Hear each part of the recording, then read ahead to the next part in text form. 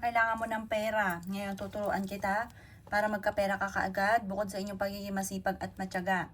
Focus ka lamang kapag po ginagawa nyo po ito at ikaw ay mag-concentrate at i-claim nyo na kaagad ang swerte. Huwag ka mag-iisip na hindi ka magkakaroon ng pera. Ang isipin mo, magkakaroon ka ng pera. Maraming pera pa ang darating sa inyo. Makakabayad ka sa mga pagkakautang. Lahat ng mga pangarap po ninyo ay inyo pong makakamtan. Basta positive ka kapag ginagawa nyo po ito at naniniwala ka na magkakapera ka kagad. Ngayon po, isulat nyo po dito kung magkano amount na matagal mo nang pinapangarap. Halimbawa, gusto po ninyo na magkaroon ka agad ng pera na 50k dahil may babayaran ka ngayong utang. Halimbawa, gusto ko magkaroon ng 50k. 50k. Yan. Makakabayad. Sulat nyo po dito, makakabayad agad ako sa aking mga utang. Ganyan mga boss. Pagkatapos, sa pamamagitan ng aking sipag at tiyaga at pananalig sa mahal na Panginoon, makakabayad na ako sa aking mga pagkakautang at hindi na ako mamumblema pa kahit kailan. Siksik-liglig at umapot, maraming pera ang darating sa akin, positive lang, kiniklaim ko na ang swerte. Yayaman ako at magiging matagumpay, makakabayad na ako sa lahat ng aking mga pagkakautang, hindi na ako mamumblema sa pera. Lahat ng aking mga pangarap ay aking makakamtan. Basta positive ka lang, kiniklaim ko na ang swerte, makakabayad na ako sa lahat ng aking mga pagkakautang. Makakamit ko ang lahat ng aking mga pinapangarap. Siksik-liglig at umaapaw at maraming pera ang darating sa akin. Ganyan lang ang pagwi-wish mga bossing. Pagkatapos mga bossing ko, ito ay ihagis po ninyo, itong pinakaabo sa harapan ng bahay po ninyo.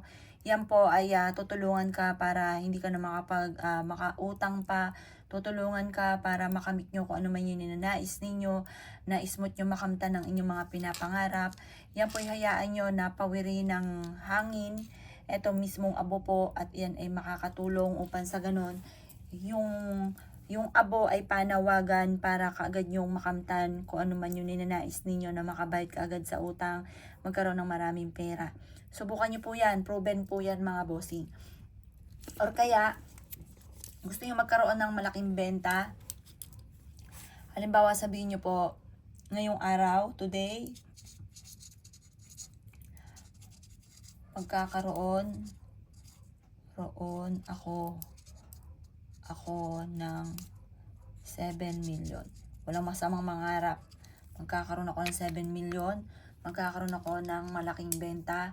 Ngayong araw na ito, kailanman ay hindi na ako mamumblema sa pera.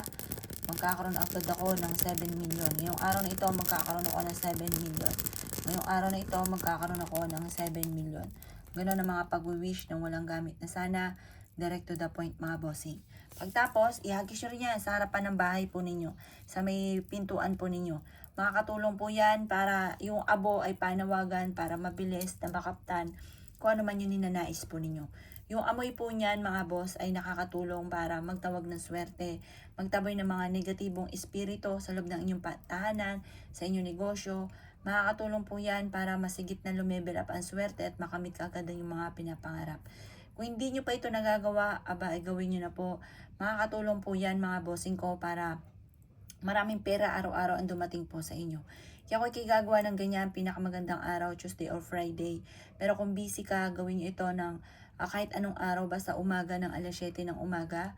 At makakatulong po yan para makatawag ka ng maraming pera, maraming swerte.